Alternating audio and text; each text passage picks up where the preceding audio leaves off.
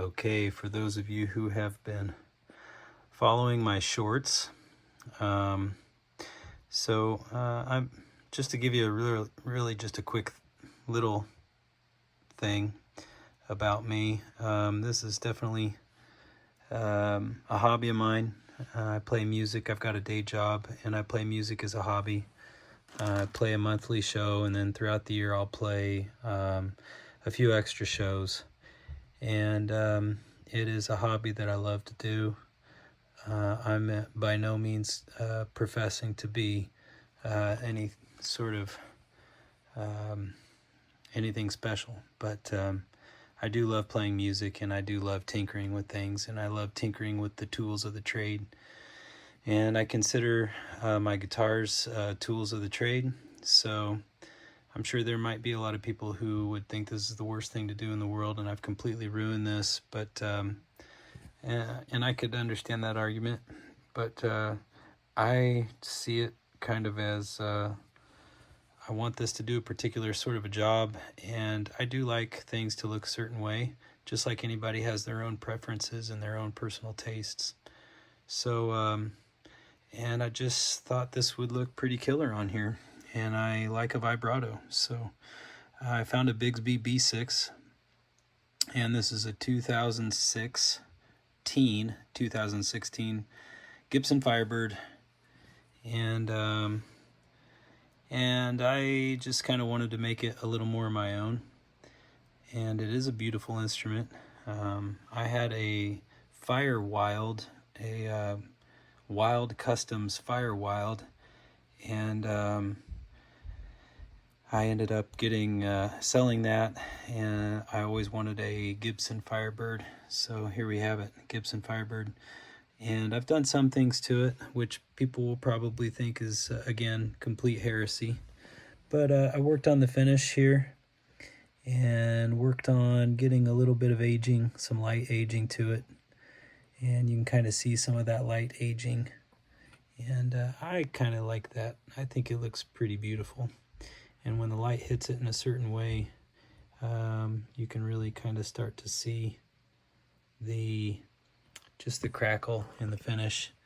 And I'm trying to catch some of that right around in there. You can kind of see how the finish has got some of the checking to it. Yeah, there's a real good kind of a view right there.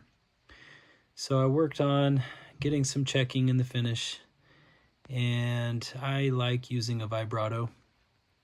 And I've thought about all the kind of different ways to not permanently change this guitar, but I've tried some of those other things on some other guitars. I've tried some Vibramates and those sorts of things, and those are cool, but I got to the point where I was like, if I'm just going to put that on there, I'm just going to put it on there for good, because that's pretty much why I want it. I want it there for good. And I looked online. I could not find anything for a B6 or any kind of a larger Bigsby for a Firebird, because, as you can see, it will not mount back here. And so I had to think of some aesthetic solutions. I did not want to pay $400 or $500 or $600 for a Gibson, what are they called, a Maestro Lyre, Lyre or something like that. I didn't want to pay big money for that stuff, and you can get a Bigsby B6 for like $160, $170, and so that's what I did. And so I took my grind wheel, and I found an angle that I think looks pretty nice to the edge, the back end of the guitar, and I marked it very carefully in different ways. I laid some tape down here, I took some measurements from this angle here, or this little mark here. I took some measurements from here, and then I scored a little line. It's still there, I haven't rubbed it off, but I scored a little line. I got a square, and I squared right along this edge, and I shot that line perpendicular.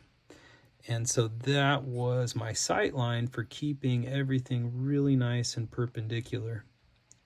And then I also, to get everything centered, if you look at how this kind of neck through body design, there's a couple different little layers in there.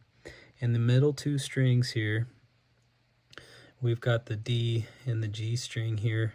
You can see this black and this green one. What I did was I set those pegs right on the exact same places. And so, so I've got a perpendicular line scored here, and then I've got a nice mark right here.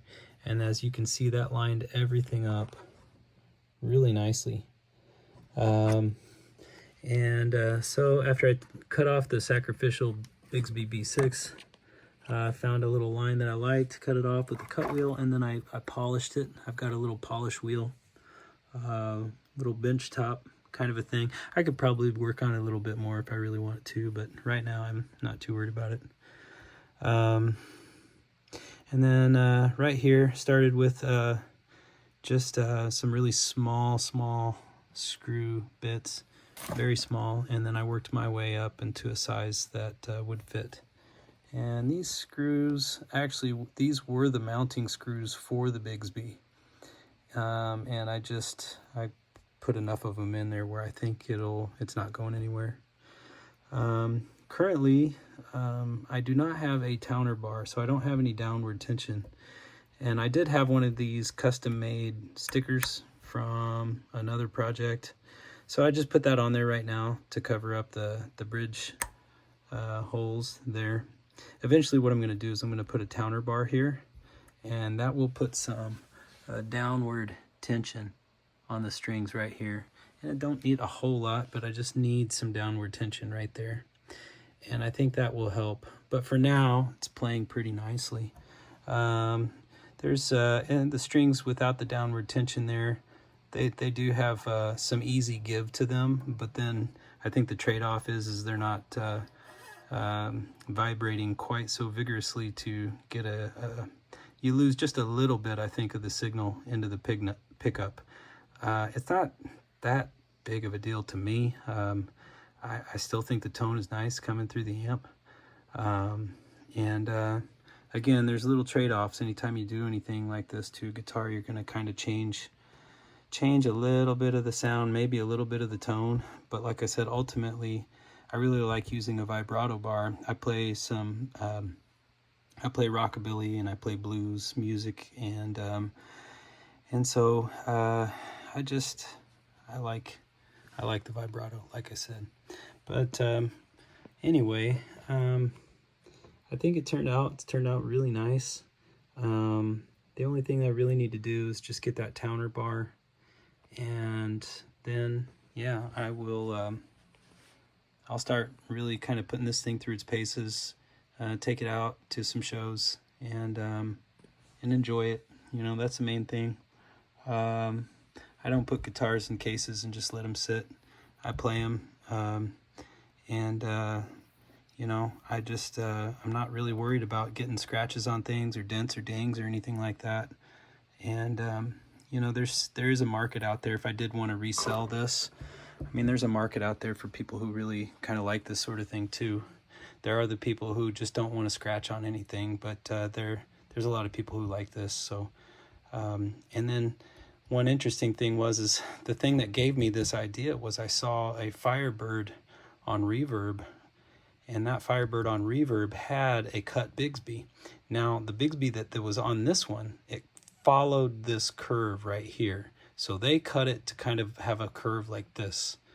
But this was a $19,000 Firebird, 1962 Firebird, where someone had taken a Bigsby, I think a B6 as well, and they cut it and they mounted it like this. And then I was looking around. That was the only guitar, the only Firebird with a Bigsby that I found. And I was like, oh man, I can get one of these things for like 160 bucks instead of, like, you know, all the extra expenses. I've got all the tools to just do this, so that's what I'm going to do. And that's what helped me make my mind up. So for any of you guys out there, I think who are searching for similar sorts of solutions, I hope this helps. Little grind wheel, mark everything really carefully, and set some tape lines, take some measurements to some known points, and make some marks very carefully. Always tap your holes here with the proper size bit. You can practice on some sacrificial wood blocks first to make sure that your screws are going to thread in there pretty nicely. But I think everything turned out just lovely. So anyway, yeah, I'm trying to start a little YouTube channel because I'm always tinkering with things. As you can see, this is a portion of my workshop, and this is an old tube.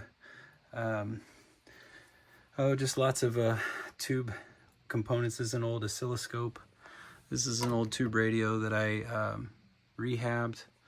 I do all kinds of weird little projects. I'm always tinkering, and I thought, you know, might as well make a YouTube channel and maybe have some people that can follow along with my tinkering. And I always have questions about the things that I'm tinkering with, and I'm sure that there are people out there who have similar questions. So this is a Leslie 910 that I've been slowly working on, and I'll have some videos in the future coming up with that. This is a 1960s Ampeg Jet 12-inch speaker, and I've been working on that just a little bit as well. But I have all kinds of things that I work on all the time.